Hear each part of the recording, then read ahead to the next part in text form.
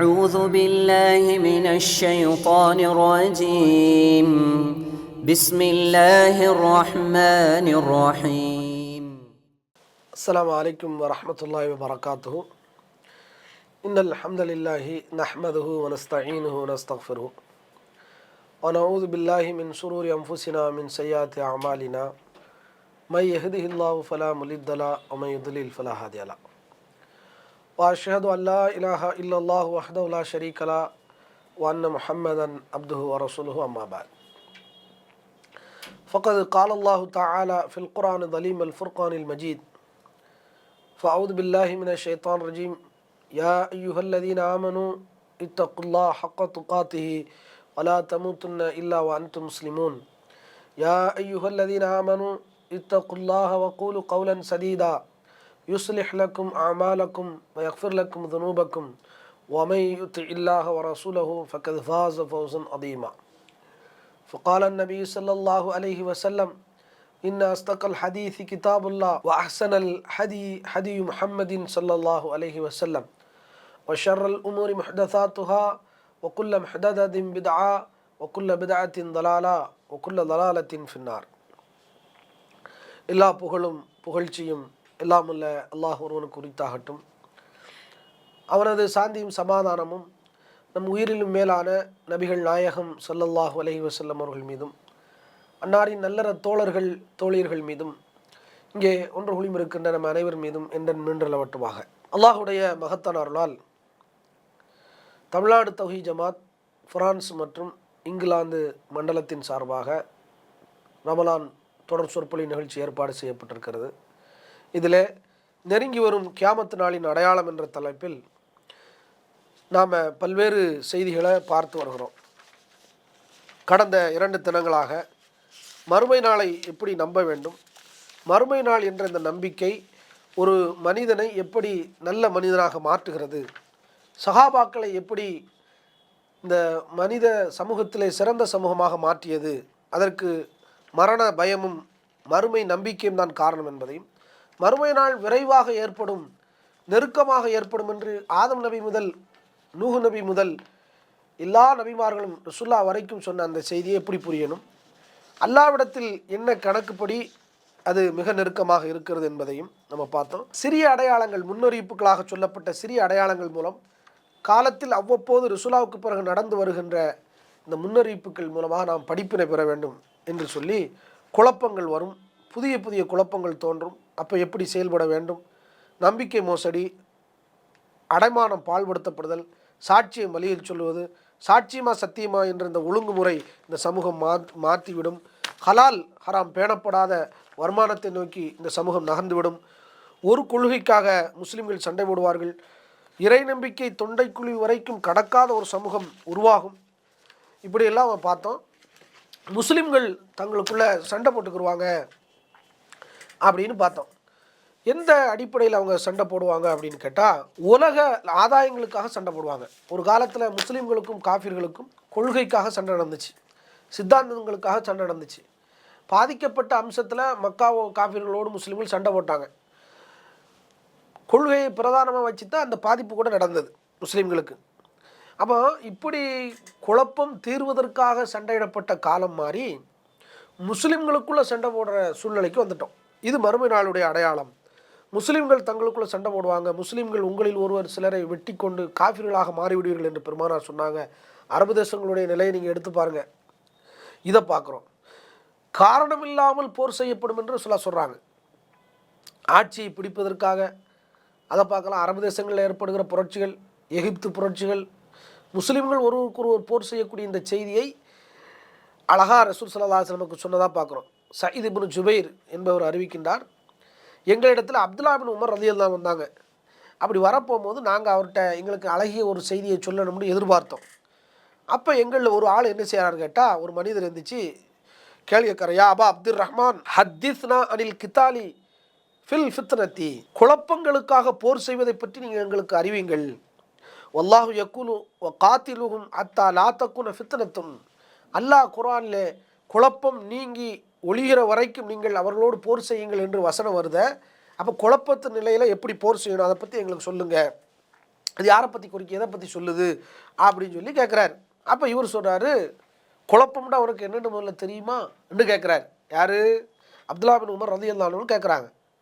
கேட்டுட்டு அவங்களே சொல்கிறாங்க, இந்த நிலையில் இந்த உம்மத்து போயிடுச்சுன்னு சொல்கிறாங்க. கேள்வி கேட்டரை பார்த்து, சக்கிலத்துக்க உம்முக்க, நீ தாயை இழப்பாய், உன் தாய் உன்னை இழக்கட்டும் என்று அவர் சொல்கிறார். இது அரபு நாட்டில் திட்டுறதுக்கு இப்படி சொல்லுவாங்க. அது ஒரு விழிப்புணர்வுக்காண்டி சொல்கிறாங்க.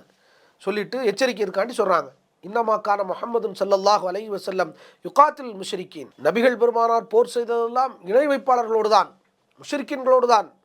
ஒக்கான துஹுலு ஃபி தீனிஹிம் ஃபித்னா, அந்த மார்க்கத்தில் அவர்களின் மார்க்கத்தில் நுழைவதே ஃபித்னா தான், குழப்பம்தான் என்று, குழப்பம் என்றால் குஃபுரும் ஷிர்க்கும் தான் என்பதை அழகாக என்ன செய்கிறாரு அப்துல்லா பின் உமர் சொல்கிறாரு. ஆனால் வலைச கித்தாலிக்கும் அலல் முல்க், இப்போ நீங்கள் போர் செய்கிறீல, இப்போ நடக்கிறத குழப்பம்னு சொல்லி கேட்குறீங்க, இது ஆட்சிக்காக நடக்கிற உங்களுடைய சண்டையாகும். இது நபிகள் நாயம் செய்த போர் இல்லை. லைசக்க கித்தாலிக்கும் அலல் முல்கி, ஃபித்னாவுக்காண்டி, ஃபித்னாவுக்கு எதிராக ஷிர்க்கும் குஃப்ரும் ஒழிவதற்காக பெருமானார் செய்த போர் இருக்குதே, அந்த போரை நீங்கள் செய்யலை, அந்த மாதிரி போர் நீங்கள் நடத்தலை. நீங்கள் ஆட்சி அதிகாரத்துக்காக இப்போ போர்களை நடத்தி கொண்டிருக்கிறீர்கள். சஹீஹ் புகாரில் இந்த செய்தி 7095 செய்தியாக பார்க்குறோம். அப்போ காரணம் இல்லாமல் போர்கள் இன்றைக்கி நடக்குது. ஈராக் மக்களை கொண்டு ஒழிச்சாங்க. ஆமாம், அந்த ஆயுதம் இருக்குது, அணு ஆயுதம் இருக்குது, இந்த இருக்குன்னு அதுக்கு முஸ்லீம்கள் ஒத்துழைப்பு செஞ்சாங்க. இன்றைக்கி ஈரானை நோக்கி நகர்த்தப்படுகிறது.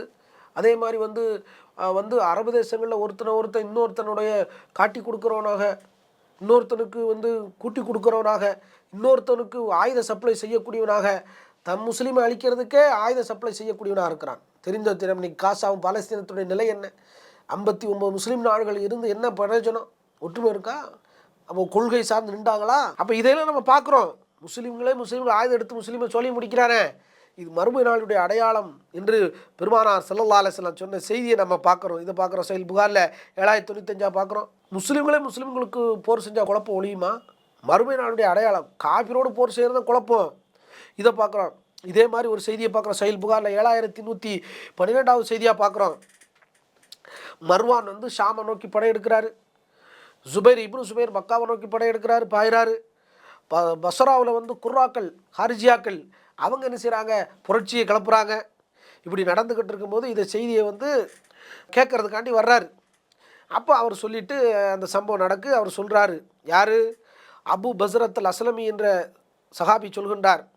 அவரை போய் நாங்கள் சந்திக்க போனோம் அன்று சொல்லி அவரோட நாங்கள் இருந்தால் அவரோட பேசணும். அப்போ அவர் சொல்கிறாரு, இப்போ மக்களுக்கு மத்தியில் நடந்துக்கிட்டு இருக்க பெரும் குழப்பங்கள், போர்கள் நடக்குத, இதை பற்றி சொல்கிறாரு. அப்போ அவர் சொல்கிறாரு, இந்த அரபியர்களுக்கு எதிராக உயிரோடு வாழ்கின்ற குறைஷி தலைவர்களுக்கு மேலே வெறுப்பு என்னிடத்தில் ஏற்பட்டிருக்கிறதை நான் அல்லாவிடத்திலே நன்மை எதிர்பார்க்கிறேன். அதன் மூலம் இந்த தலைவர்கள் இன்றைக்கி இருக்கிறாங்களே, இந்த குறைஷி தலைவர்கள், இவங்களுடைய இந்த போர், இந்த முறைகள் இருக்குதே, இதை நான் வெறுக்கிறேன் பாருங்க, இதனால அல்லாட்ட இந்த வெறுப்பு மூலமாக அல்லாட்ட நன்மை எதிர்பார்க்குறேன் அப்படின்னு அவர் பேசுகிறாரு. சொல்லிட்டு சொல்கிறாரு, இன்னக்கும் யா மாஷரல் அரபு கூட்டத்தாரே, குன்தும் அலல் ஹாலில்லதி அலிம்தும் மின தில்லத்தி வல் கில்லத்தி வல் தலாலத்தி, நீங்கள் இழிவாக இருந்தீர்கள், கண்ணியமற்றிருந்தீர்கள், பொருளாதார குறைவுடையவர்களாக இருந்தீர்கள், பஞ்சப்படாரிகளாக இருந்தீர்கள், வழிகேடர்களாக இருந்தீர்கள். உங்களுடைய பழைய நிலை. இன்னல்லாஹ அன்கதக்கும் பில் இஸ்லாம் வபி முஹம்மதின் ஸல்லல்லாஹு அலைஹி வஸல்லம் ஹத்தா பலக பிக்கும் மா தரவுன, அல்லாஹ் உங்களை இஸ்லாத்தை கொண்டு அதிலிருந்து காப்பாற்றினான்.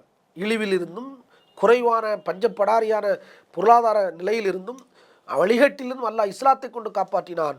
நீங்கள் இன்றைக்கி அடைந்திருக்கிற நிலை இருக்க ஆட்சி அதிகாரங்கள், படோடமான வாழ்க்கைகள், பெரிய ஆடம்பரமான செல்வாக்குகள், இதெல்லாம் முகமது நபியை கொண்டும் இஸ்லாத்தை கொண்டும் அல்லாஹ் உங்களுக்கு அதிலிருந்தெல்லாம் காப்பாற்றி உங்களுக்கு தந்த அருள்.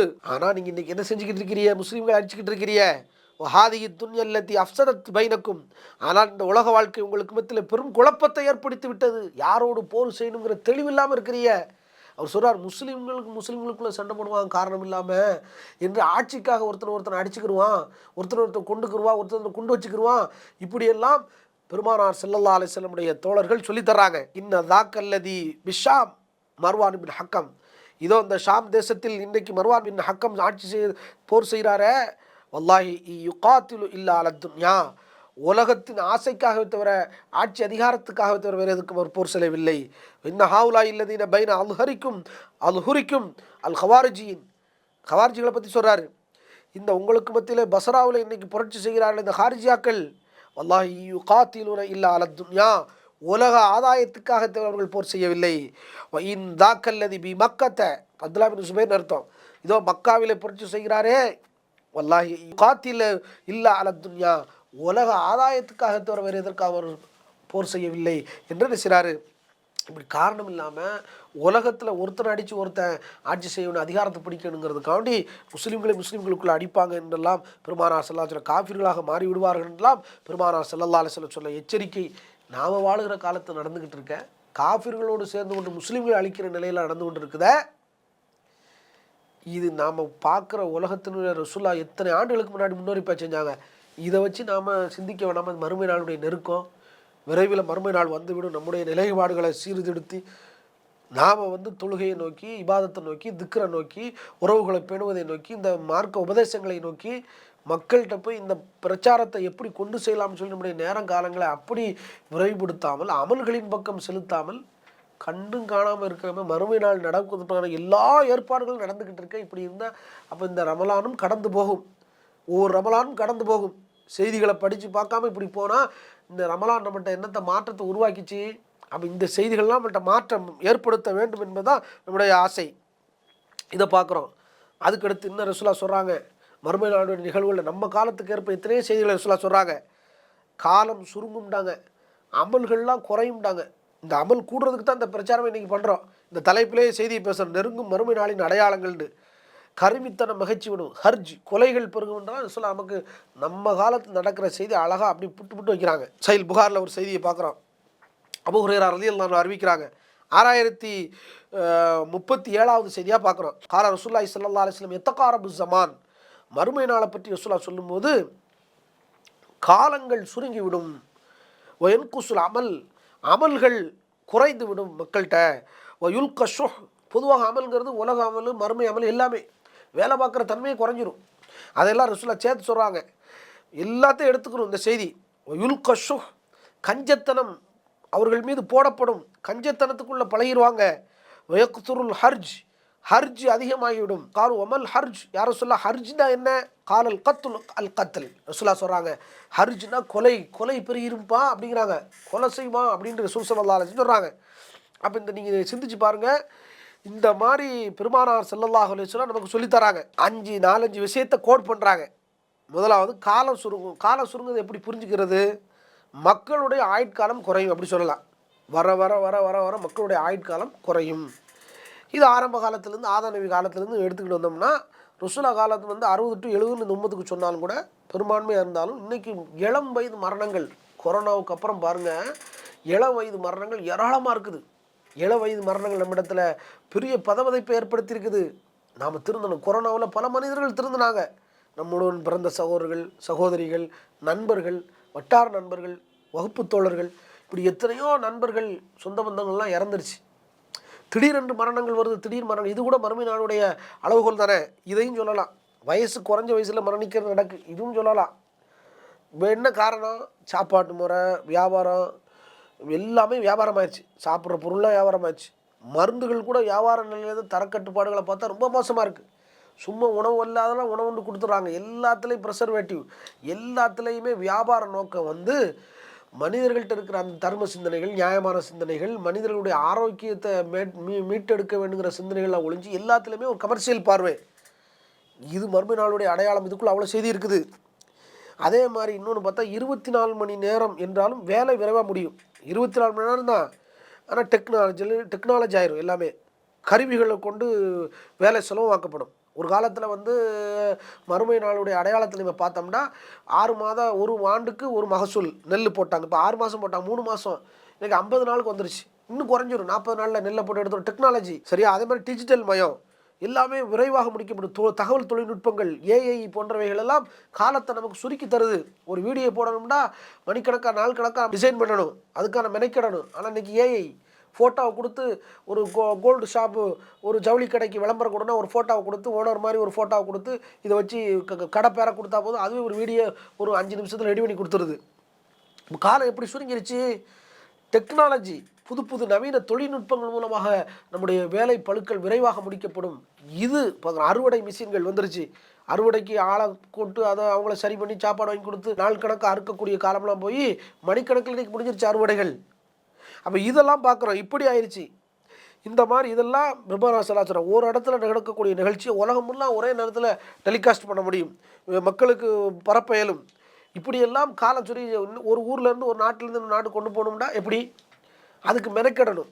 இதெல்லாம் இன்றைக்கி இல்லை. இருந்த இடத்துல வலைதளங்களில் இன்றைக்கி எல்லாத்தையுமே என்ன செய்யலாம், நிமிடப்பொழியில் கணப்பொழியில் சேர்த்து விட முடியும் என்றால் இது மறுமையினுடைய அடையாளம் இல்லையா? இப்படி எல்லா டெக்னாலஜி என்ன சொல்லுதுன்னா, நாம் வாழுகிற இந்த உலகம் மறுமை நாள் நெருக்கம் என்பதை சொல்லிக்கொண்டே இருக்கிறது. நாமளும் இந்த காதில் கேட்ட அந்த காதில் பார்த்தும் பாராமல் கேட்டும் கேறாமல் கவனமற்றவர்களாக இருக்கிறோமே. ஒரு முஸ்லீம் இப்படி இருக்கலாமா? தன்னுடைய இதையெல்லாம் படித்து நிலை சீர்திருத்தப்படணும். நம்முடைய வாழ்க்கை முறை மறுமையை நோக்கி நகரணும். பெருமானார் ஸல்லல்லாஹு அலைஹி தோழர் அலி ரலி சொல்கிறாங்க, இந்த உலகம் பின்னோக்கி செல்லுது, மறுமை முன்னோக்கி கொண்டே இருக்கிறது. உங்களை நீங்கள் மறுமையின் தோழர்களாக மாறுங்கள். யார்? அலி ரலியல்லாஹு அன்ஹு சொல்கிறாங்க, உலகம் அழிஞ்சு போச்சு, உலகம் என்பது எல்லாரும் குடிச்சிட்டு வச்சு மிச்சம் வச்சுருக்க எச்சு தண்ணி என்று ஒரு சகாபி சொல்கிறார். அப்போ உலகத்தை சகாபாக்கள் எப்படி அளந்தாங்க, நாம் எப்படி அளந்திருக்கோம்? மறுமை முன்னோக்கி கொண்டே இருக்கிறது.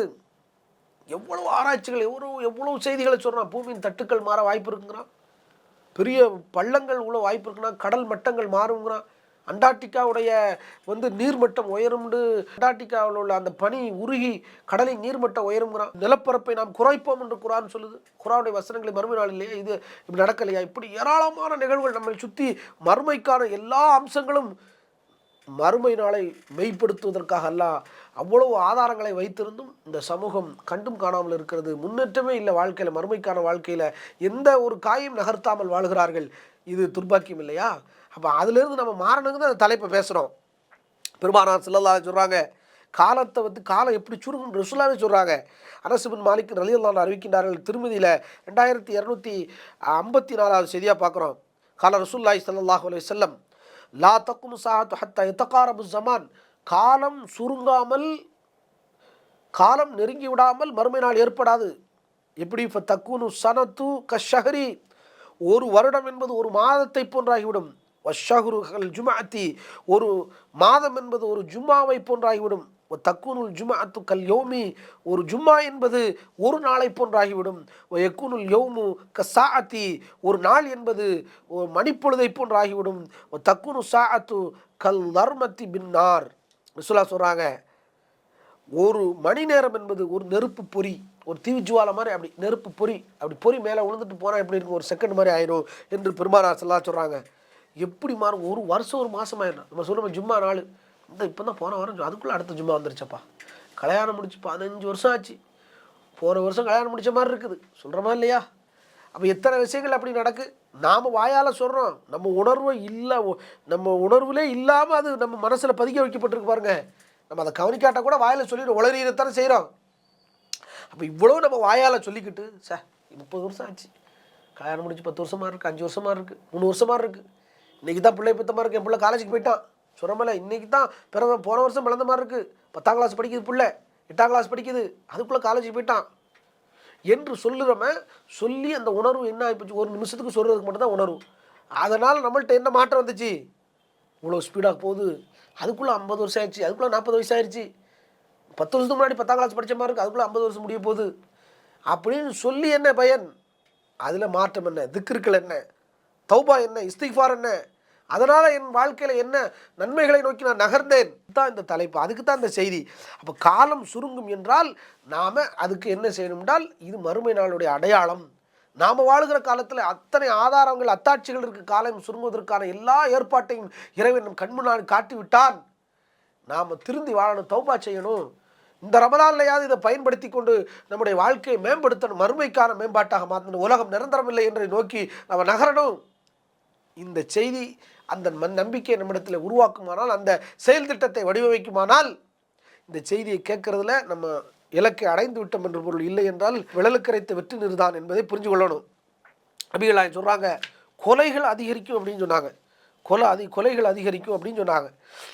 காரணம் இல்லாமல் கொலை செய்யக்கூடிய நிலை நடக்கும்.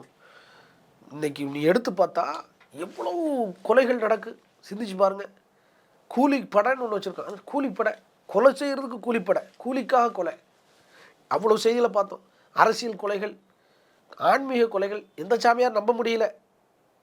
ஒவ்வொரு மதத்திலையும் சாமியார்கள், ஆலிம்கள் இருந்து கொண்டு, சாயிப்மார்கள் இருந்து கொண்டு, ஒவ்வொரு மதத்திலையும் பாதிமார்கள் இருந்து கொண்டு ஆன்மீக மோசடி செய்கிறாங்க, கற்பொழுக்கத்தை நாசமாக்குறாங்க. கணவன் மனைவி நம்ப முடியல.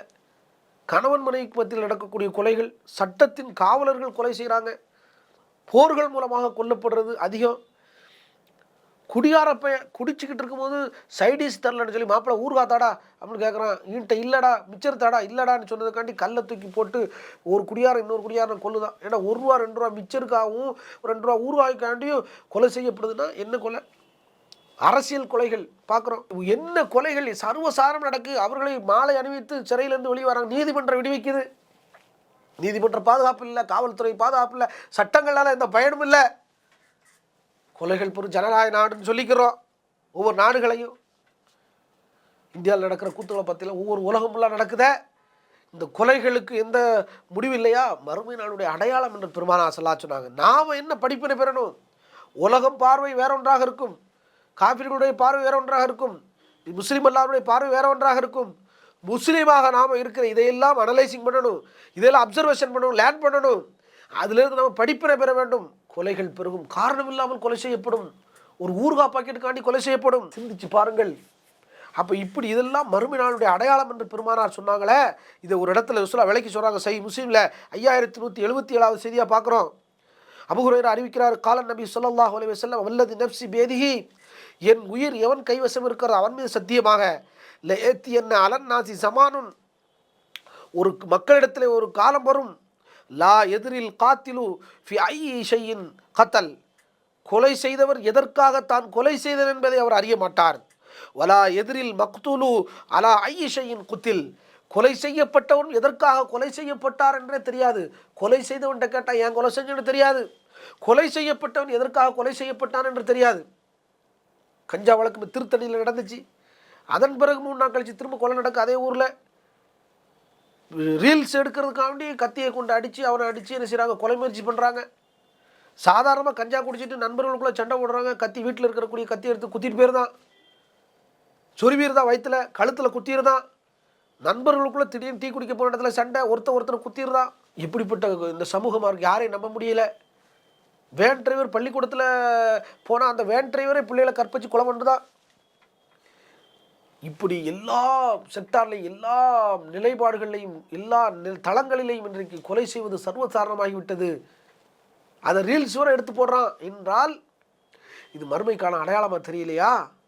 நியாயத்தை கேட்க போனவன் கொல்லப்படுகிறார்கள், மறுமைக்கான அடையாளம் தெரியலையா?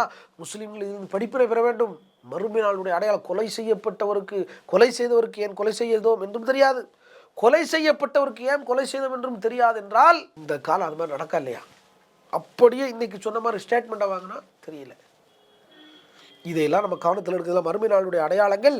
இதை நாம் திருத்தணும். நம்முடைய நிலைப்பாட்டை திருத்தி நாம் அல்லாஹ்வை நோக்கி நகர வேண்டும். கஞ்சத்தனம் குடிகொண்டு விடும் என்று சொன்னார்கள் பெருமானா ஸல்லல்லாஹு அலைஹி வஸல்லம். பொருளாதாரம் ஆடம்பரமாக அதிகரிச்சிருச்சு. ஆனால் பொருளாதாரம் நிறைய வந்தால் நிறைய கொடுக்கணுமா இல்லையா? அதே கொடுக்கக்கூடிய மார்க்க பற்றுடையவர்கள் தான் பொருளாதாரத்தை குறைவாக இருந்தாலும் கொடுக்குறார்களே தவிர, மற்றபடி உலகத்தில் சுகபோகமாக வாழக்கூடிய நிலை என்ன? கோடிக்கு மேலே கோடி, மாடிக்கு மேலே மாடி கட்டினாலும் கஞ்சத்தனம் வந்துருச்சு. அண்டை வீட்டாருக்கு செய்கிற அன்பளிப்பு கூட இன்றைக்கி இல்லை. அண்டை வீட்டாருக்கு ஒரு சூப்பு கொடுக்கலாம், ஒரு நெய் ரோஸ்ட் கொடுக்கலாம், ஒரு பிரியாணி கொடுக்கலாம். இல்லை, இன்றைக்குள்ள அந்த நிலைப்பாடெலாம் மாறிப்போச்சு. பக்கத்து வீட்டுக்காரன் செத்தானா, இருக்கானா, பிழைச்சானா ஒன்றும் தெரிய மாட்டுக்கு. பக்கத்து வீட்டில் ஒரு மையத்துக்கு அந்த வீட்டுக்கார பெண், அந்த வீட்டில் உள்ள பெண்ணு வலிக்கு கீழே விழுந்து மூக்கில் அடித்து மண்டையில் அடித்து செத்து போய் கிடக்கா. அம்மாவை காணாமல் 2 நாளாக பூட்டியே கிடக்குன்னு உள்ளே போய் போனால் நம்ம செத்து கிடக்கு வாசலில். பாத்ரூம்லேருந்து வெளியே வந்து வலிக்கு நிலவாசலில் விழுந்து மண்டையில் அடித்து செத்து கிடக்கு. 2 நாள் ஆளை காணாமன்னு பக்கத்தில் அப்புறம் 2 நாள் மையத்தை கடந்த பிறகு தான் தெரியுது. அந்தளவுக்கு அண்டை வீட்டாரோட பழக்கத்தில் நெருக்கத்தில் இருக்கும். ஒரு காலம் இருந்துச்சு, ஒரு 30 ஆண்டுகளுக்கு முன்னாடி உரிமையோடு பழகணும். அடுப்பில் தாளிச்சிக்கிட்டு இருப்பாங்க, கருவேப்பிலை இருக்காது, பக்கத்துடைய பாத்திமா கூப்பிட்டு கருவேப்பிலை எடுத்துகிட்டு வாமா, அந்த அம்மாவே உருவி கழுவி வீட்டில் வந்து சீனா சட்டியில் போட்டுரும். டீ போடுவாங்க, சீனி இருக்காது. ஒரு கிளாஸ் சீனி வாங்கிட்டு வந்து நான் அடுத்த மாதம் வரும்போது தந்துடும்னு சொல்லி கணக்கு வச்சுக்கிடுவாங்க. இப்படி உரிமை இருந்துச்சு. மிளவத்தல் வாங்கணும், சாப்பாடு இல்லைன்னு சாப்பாடு வாங்கணும், மீன் குழம்பு வாங்கணும். என்ன நல்ல குழம்பு, நல்ல சாப்பாடு, வாசனையான பொருட்கள் செய்தாலும் கேசரி போட்டால் கூட அவங்களுக்கு கொடுத்து விட்ருவோம். இன்றைக்கி எவன் செத்து கிடக்கா, எவன் பிழைக்கான், பக்கத்து வீட்டில் என்ன நடக்கு, எவன் வாரான், அந்நிய வீட்டுக்காரன் வரான், பக்கத்து வீட்டுக்காரன் வரானா, நம்ம உண்டு நம்ம வாழ்க்கை உண்டுன்னு கஞ்சத்தனம், பண்புகளில் கஞ்சத்தனம், கொடுக்கல் வாங்கல கஞ்சத்தனம்.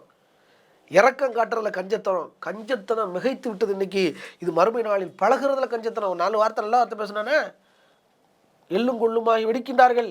பேசுறதுல கஞ்சத்தனம். மக்கள்கிட்ட கஞ்சத்தனம் குடிகொண்டு விடும். பொருளாதாரம் இல்லாத நேரத்தில் தாராளமாக இருந்தோம், பொருளாதாரம் தாறுமாறாக வந்துருச்சு, ஆனால் கஞ்சத்தனம் வந்துருச்சு. எதிர்மறையாக நடக்கும்டாங்க. அசாத்தியமான விஷயம் இது. அல்லாஹ்வின் தூதர் ஸல்லல்லாஹு அலைஹி வஸல்லம் என்பதற்கு சான்று. இன்னைக்கு இதை நம்ம சமூகத்தில் பார்க்குறோம். அமல்கள் குறையும்டாங்களே. இன்றைய காலத்து மக்களை பாருங்கள், உடல் உழைப்பு குறைஞ்சிருச்சு, ஃபிசிக்கல் மூமெண்ட்டே இல்லை. நடந்து தான் கடைக்கு போனோம், நடந்து வந்தோம், ரேஷன் கடைக்கு போனோம் வந்தோம், ஜவுளி கடைக்கு போனோம், பஸ்ஸில் ஏறி போனோம், கவர்மெண்ட் பஸ்ஸில் பல தூரங்கள், ஒரு நாளைக்கு 4 கிலோமீட்டர் 5 கிலோமீட்டர் சரமாக நடந்தோம். இன்றைக்கி உடல் உழைப்பு இல்லை, துவைக்கிறது இல்லை, எல்லாம் மிஷினரிகள். அமல்கள் குறைந்து விடும்டா. பொதுவாக மனிதர்களுடைய செயல்பாடுகள் குறைஞ்சிருச்சு. அமல்கள் குறையுங்கிறதுக்கு மார்க் அடிப்படையில் வைக்கிறதா நேரடியாக சுன்னத்து நஃபிலான தொழுகைகள், திக்ருகள், அவுராதுகள், இஸ்திக்பார்கள், தௌபாக்கள், உறவை பேணுவதற்குன்னு மெனக்கிட்டோம். பெருநாள்லையாவது போனோம், நல்லது கெட்டதுன்னா பழகிக்கிட்டோம், அன்றாட போய் சித்தப்பா பெரியப்பா பார்த்தோம், தேவைகள் இல்லாமல் போய் பார்த்தோம். இன்றைக்கு உறவை பேணுற நல்ல அமல்கள் போயிடுச்சு. ஏழைகளை போய் தேடி சென்று உதவி செய்த உதவிகளை காணோம். தொழுகைகளில் பிதத்து இருக்கிற காலமாக தொழுகைகளில் இருந்தோம். இன்றைக்கி பிதத்து வேணாம், சுண்ணத்தான் வேணும்னு சொன்ன இந்த காலத்தில் சுண்ணத்துக்களை காணோம். அப்போ இதையெல்லாம் நம்ம கவனத்தில் கொள்ளணும். அமல்களில் பலகீனம் இருக்குது. நேரங்களை பாழ்படுத்துகிறோம், செல்ஃபோனில் நேரங்களை செலவழிக்கிறோம், கிரிக்கெட்டு பார்க்குறதுலையும் ஃபேஸ்புக்லையும் வலைதளங்களையும் நம்முடைய நேரங்களை எல்லாம் பாழ்படுத்தி கொண்டிருக்கிறோம். சுற்றுலா என்று சொல்லி என்னைக்காவது போன சுற்றுலா இன்றைக்கி இயல்புக்கு மாதிரி சுற்றுலான்னு சொல்லி ஒரே கேமரா எடுக்கிறது, செல்ஃபி எடுக்கிறது, இப்படியே நேரங்களை. எந்த சுற்றுலாவில் போய் தொழுதையா? சரி, பிரயாணியாக இருந்தால் பிரயாண தொழுது, ஜமாத்தா தொழுதையா? ஜமாத் வேணாம், ஜம்மு கசர் பண்ணி தொழுதையா? சுற்றுலாவில் எல்லாம் நடக்கு, சாப்பாடு நடக்கு, கூத்து நடக்கு, செல்ஃபி நடக்கு, குல்பி நடக்கு, எல்லாம் நடக்கு. தொழுகையை காணோம், திக்கரை காணோம், அவுராதுகளை காணோம். சுற்றுலாவினுடைய நோக்கம் என்ன? அந்த படிப்பினையை காணோம். அப்போ இப்படி அமல்கள் குறைஞ்சிருச்சு. சாப்பாட்டுக்காக நேரத்தை அதிக செலவழிக்கூடிய சில ஹோட்டலாக திங்க, விதவிதமாக ரீல்ஸுகள், அதுக்கெல்லாம் நேரத்தை செலவு. சாப்பாட்டில் காட்டுற ஆர்வம் அமலில் காணும். இப்படியெல்லாம் அமல்கள் குறையும் என்று பெருமானார் ஸல்லல்லாஹு அலைஹி வஸல்லம் சொன்னாங்க. இது ஒரு காலம். அதே மாதிரி அமானிதம் பாழ்படுத்தப்படும் என்று பெருமானார் ஸல்லல்லாஹு அலைஹி வஸல்லம் சொன்னாங்க. உருப்படியான ஒரு மனிதனை கூட நம்ம பார்க்க முடியாது. இப்படி மறுமை நாளில் நிறைய விஷயங்களை பெருமானார் சொல்கிறாங்க.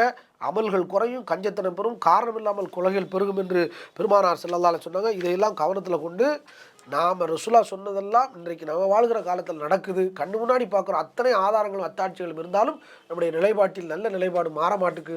தொழுகைகள், இபாதத்துக்கள், திக்ருகள், தௌபாக்கள், இஸ்திக்பார்கள், உறவை பேணுகிற நல்ல அறங்கள் என்று சொல்லி இந்த ரமலான் நம்மிடத்தில் பல மாற்றங்களை கொண்டு வர வேண்டும். அதனால தான் இந்த தலைப்பை தேர்வு செஞ்சோம். எனவே இந்த தலைப்பினுடைய செய்திகளை கேட்டு நம்முடைய வாழ்க்கையில் பெரும் மாற்றங்களை ஏற்படுத்துவோம். இதனுடைய தொடர்ச்சியை நாளைக்கு தொடர்ச்சியாக பார்ப்போம். வாஹிர் தஅவானா அல்ஹம்துலில்லாஹி ரப்பில் ஆலமீன். அஸ்ஸலாமு அலைக்கும் வரஹ்மத்துல்லாஹி வபரகாத்துஹு.